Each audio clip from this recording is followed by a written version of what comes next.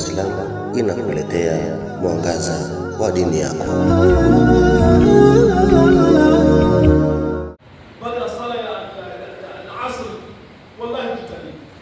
Hatutodiki sala baada ya sala ya asr, baada ya hizo siku 10 isipokuwa ni baada ya zile, ni baada ya Eid. Sasa ni fursa kwa kila Muislamu. Mke wako, angalia vile unavyoishi.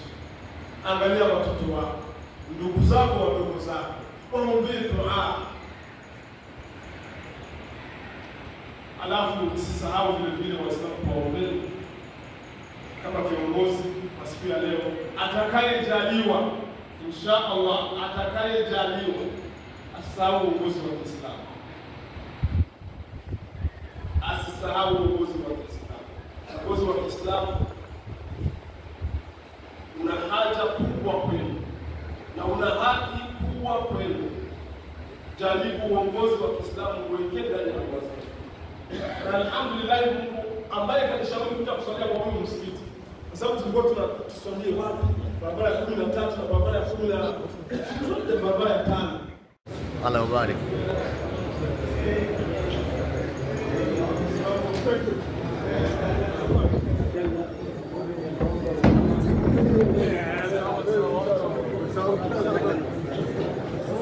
Sandukuni kule.